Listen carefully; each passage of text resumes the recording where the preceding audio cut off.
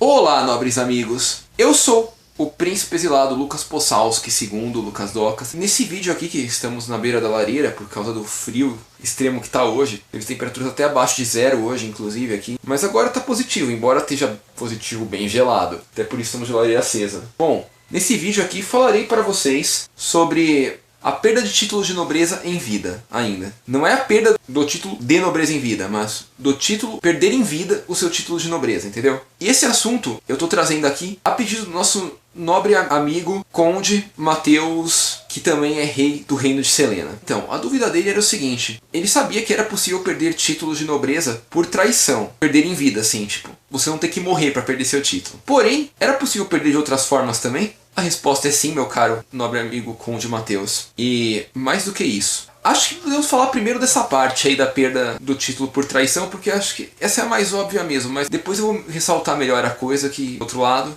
e vai ficar mais visível também, mais fácil de entender também e de compreender. Bom, sim, como você bem disse, e para os outros nobres inscritos, todos interessados no canal aqui, poderem saber, sim, traição, no caso de uma aliança de suzerania e vassalagem, quando a coisa acaba ruim para o traidor, vamos dizer assim, era natural que esse traidor perdesse seu título e até suas terras.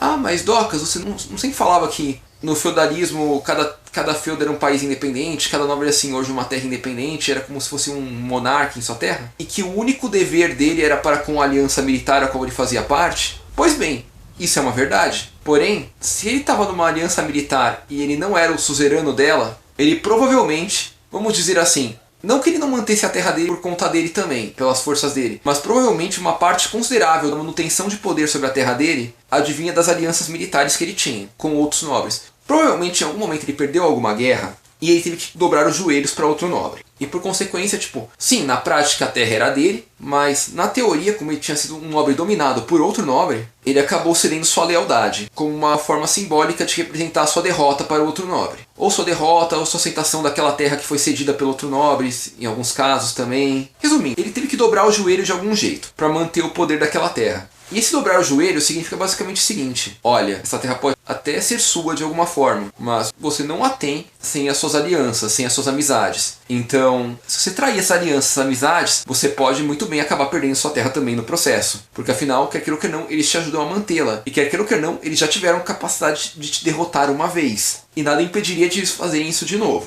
Então sim, quando um nobre cometia traição dentro de uma aliança de suzerania e vassalagem na Idade Média, era natural sua perda de título e até do território. Em alguns casos o traidor podia se dar bem, podia conseguir, por meio de força, vencer a quem ele estava traindo e por consequência consagrar uma nova aliança feudal a partir de sua força. Isso poderia sim acontecer. Não era legal, não era algo bem visto, provavelmente acarretaria problemas para ele no futuro, depois para conseguir novas alianças, mas poderia sim acontecer.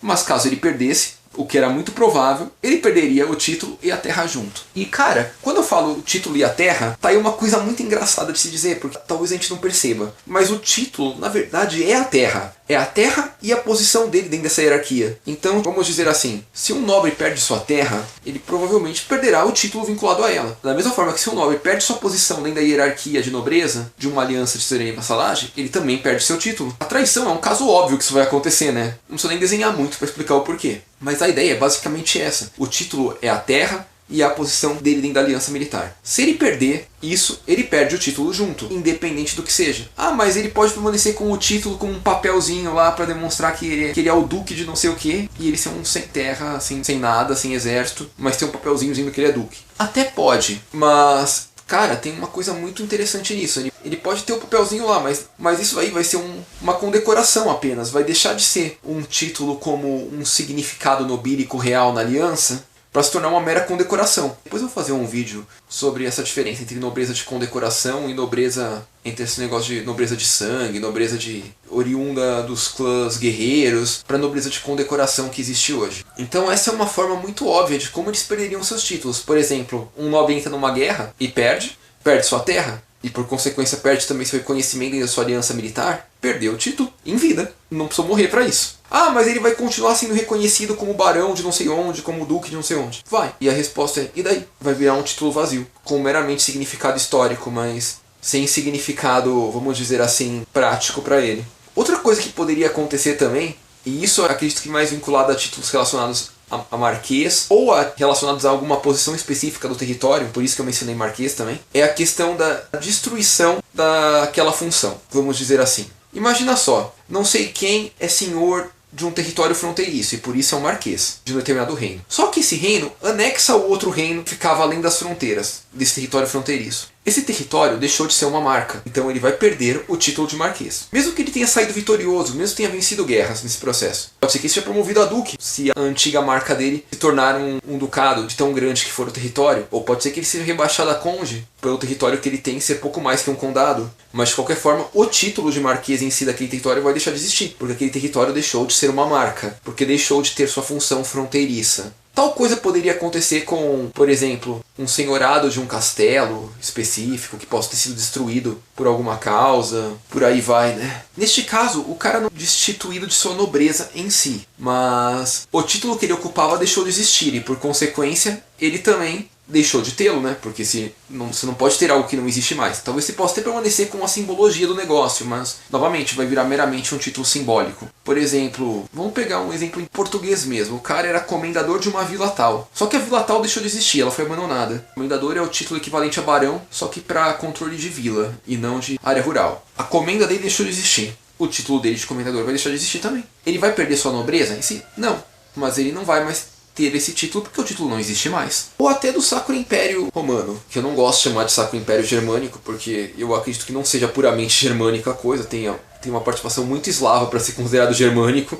Mas quando o Sacro Império deixou de existir, cada principado, cada reino germânico ou eslavo virou um paizinho próprio, tem a necessidade de um imperador. Quem obtinha o título de imperador deixou de ser Sacro Imperador, porque novamente o título deixou de existir, em função da sua causa de origem. Títulos relacionados a ordens de cavalaria também poderiam acontecer tais coisas. Se a ordem deixasse de existir, o título dela também deixaria de ter validade. Poderia permanecer como uma coisa simbólica, mas não seria um título exercível, vamos dizer assim.